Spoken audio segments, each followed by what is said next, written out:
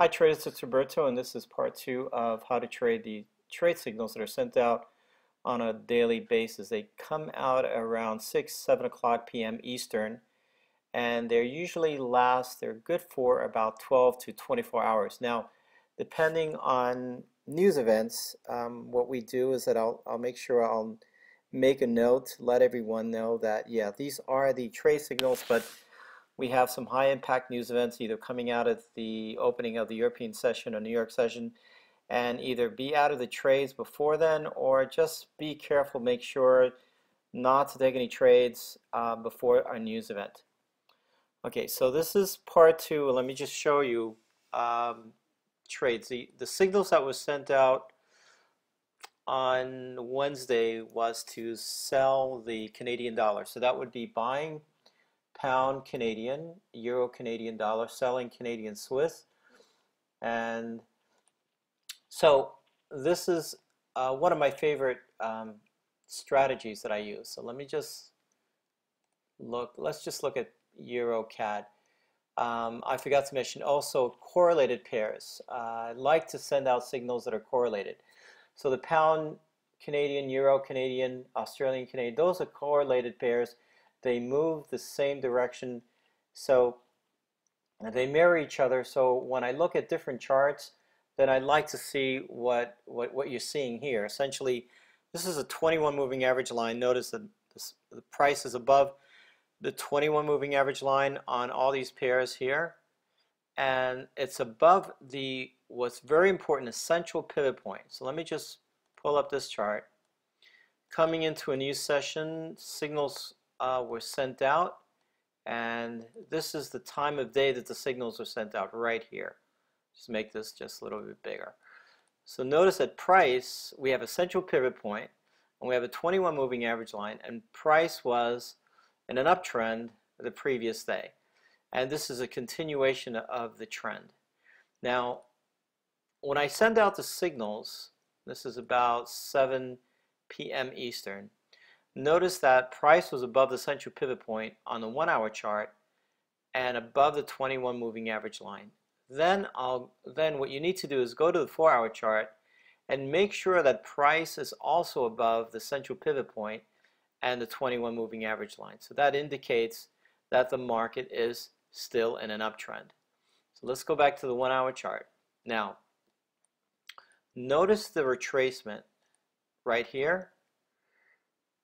And that's usually what happens before the European or the UK market opens, is that you'll see a retracement. And that's about 12 midnight Eastern. This is the rally, this is the retracement, and there's the trade, a bit of more of a retracement for the New York session. And there's the markets continue to go up on this pair. Okay. So currently up about 222 pips.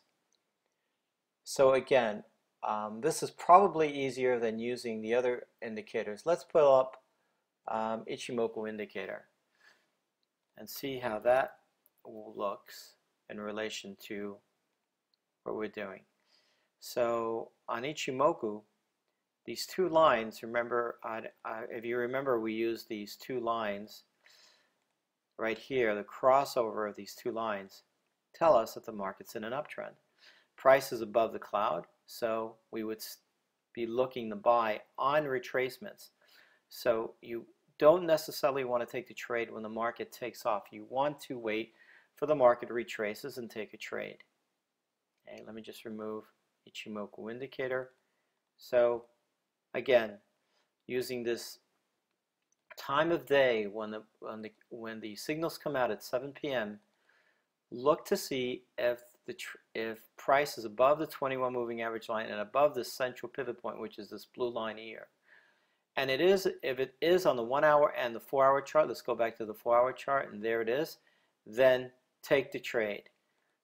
Stop loss, let's go back to the 1 hour chart, needs to be below the swing low. You have no choice but to put your stop loss below the swing point. And on this trade, that would have been a good, let me see, about a substantial number of pips, but the only problem is that you have no choice. It has to be below the swing low, because if it does break the swing low, then of course the market is again in a downtrend.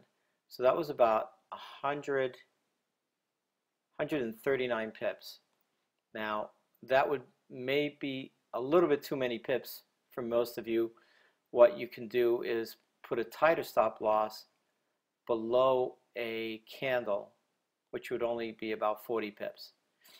Okay, let's look at another pair, USD Canadian dollar. Price sold off a bit because of the news event, but then recovered and started going back up.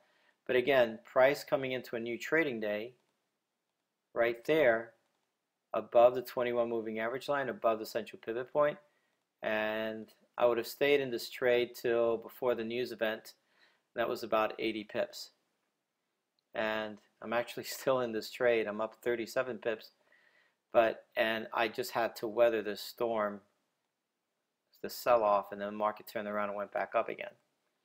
And the last one's pound Canadian dollar. Again, we're looking at correlated pairs, and probably that's the easiest trade, is look at all the correlated pairs, and if they're all mirror each other, that means that particular currency is very weak against the euro, the pound, US dollar, and again, above the 21 moving average line, above the central pivot point on the 1 hour chart, and also on the 4 hour chart. So you would take the trade and you would exit the trade either before a news event or the close of the New York session, which is in about 2 or 3 hours.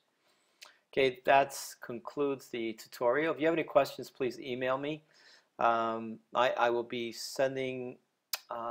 making more videos in the coming weeks, and there are more other strategies that really exciting based on price action. So I hope you have a good week, what's left of it, and I'll see you guys next time.